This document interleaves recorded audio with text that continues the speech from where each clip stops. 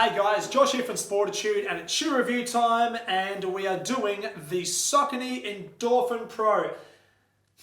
This shoe here, I am so excited about doing this review. There is so much about this shoe that I love personally and I'm really looking forward to delivering my thoughts on this shoe to you at home. Obviously, it is their take on the carbon plate racing phenomenon that is going on right now in the running shoe world. And let me tell you, it is a delight to run in. It's as simple as that. So, with all my reviews, we'll talk all things outsole, we'll talk all things midsole, discuss the upper, profile the runner that could be considering this shoe. And today is a bit different than my other reviews. I'm really going to give you more my feedback on this shoe and what I've liked about it, because let me tell you, there's not much I don't like. There's actually, apart from the fact it's white and it might get dirty, that's the only thing I don't like about it. There you go. Let's get stuck in. Okay guys, here we go. Let's start off with the outsole. So as you can see, I've got a bit of dirt on the bottom here. So I just want to say thank you to my friends at Saucony Australia who slung me a pair of these around about a month ago. So a bit cheeky, got it about 4 weeks before the global launch. So thank you very much. But as you can see, what we've got going on here is a nice sort of uncomplicated outsole, and you don't want a complicated outsole on a race day shoe because you want to reduce the weight as much as you possibly can. However, you need to make sure that the asset of the shoe, which is the midsole, where all the magic happens, is nice and protected. You don't want to have over wear areas in some specific parts of the shoe. So with the outsole, what we have here is it's almost like a borderline with regards to the execution through here. So it runs right around the Power Run PB midsole, and through the forefoot it's nice and durable. So you've got enough flex grooves through the forefoot through there, but however, when I say flex grooves, it's obviously restricted because you've got a carbon plate that runs through this midsole. So the good thing about this shoe is I'm a midfoot runner. Good purchase area with the ground through here. If you happen to be a heel striker, don't worry. It's going to give you enough support as well underneath. So plenty of good solid rubber placed at the base of that lateral heel, as well as being a forefoot runner. Plenty of protection up front as well. It's not a very thick outsole, and again, you don't want it to be because you want to reduce the weight as much as you possibly can. But I suppose the materials that they've used through here, you're going to know you're going to get plenty of durability on or underneath this shoe for race day. So it's not going to be a shoe that's going to last miles and miles and miles. You're going to use it on special occasions, building for your tempo runs, maybe do a couple of race simulated events or training sessions, pardon me, before race day. So really liking this shoe. Coming through to the midsole, which is essentially where it all happens. Okay, we've got just a touch on the stack or the offset first. You've got a 35.5mm heel, which is taken with calipers at the back of the heel, and then a 27.5 measurement through the forefoot. So you've got an offset of 8mm, which is about bang on, and it also plays to Saucony's theory of having stack or offsets no more than 8mm. So they've been able to pack in all of their engineering into what they believe, and the stack height or the offset part of me is an important part of Saucony's vision with their running shoe engineering. So that being the case, what we've got here is we've got a Power Run PB midsole. All right, so Power Run PB midsole is a very light foam.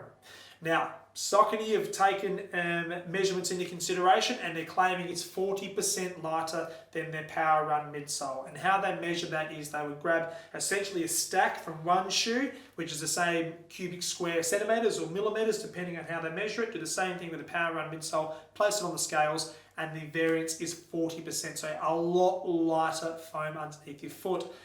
And they're claiming it's 88% more responsive. Of course, we'd love to see the statistics and how they've come to that conclusion, but I'm going to trust the team, and obviously the marketing message behind that is this foam is 88% more responsive. Now, you're going to get the response not necessarily just from the midsole, the full-length carbon plate, right from your heel, right through your forefoot. That strategically placed carbon plate to assist in dampening the vertical force on your running gait and then turning that into propulsion, a really snappy feel on toe off. So it's complicated, but it's uncomplicated what they've done with the midsole. I like it, very light, responsive foam, and the carbon plate. It is just a great combination. I cannot say that I cannot speak highly enough of this shoe. Phenomenal feel. Coming up to the upper now, there's not a lot that's in regards to the overlays or anything like that, because it's got to be minimalistic. It's got to play true to a racing feel shoe.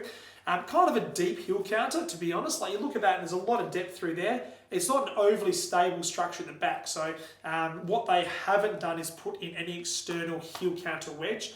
Using the example of the New Balance Fuel Cell TC, which has essentially got an internal heel counter built into the back of the shoe, so it's a bit more stable. The Saucony Endorphin Pro, they haven't done that, so it's a really, I personally like the feel of this, because it's, you know, I found I got the right lockdown with my heel. It didn't feel intrusive, and I'll touch on why I like the non-heel counter component of this shoe in 2 ticks, which is more my subjective perspective of this shoe. Coming through to the midsection of the shoe, you've got almost like a gusseted system through here. So the tongue is attached to the lateral and medial side of the shoe through there. So it just gives you a bit more of a lockdown in the arch.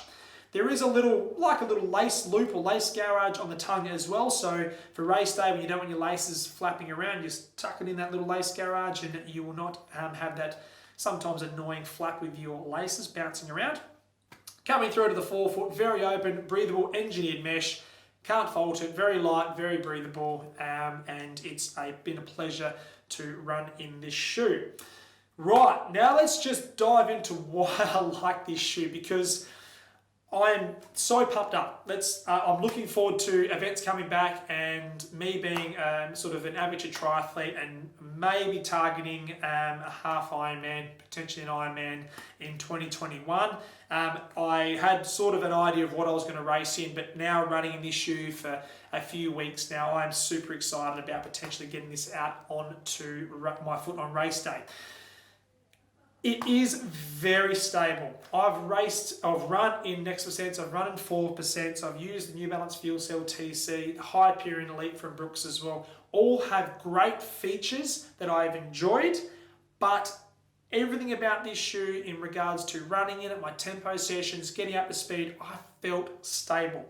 And in theory, when I picked this up or got it out of the box, I looked at the heel count and I was like, oh no, I'm just not going to feel supported inside this shoe. But I reckon the reason Saucony have just taken away that additional weight and structure is because of how they've executed the midsole with a carbon plate in combination with that Power Run PB.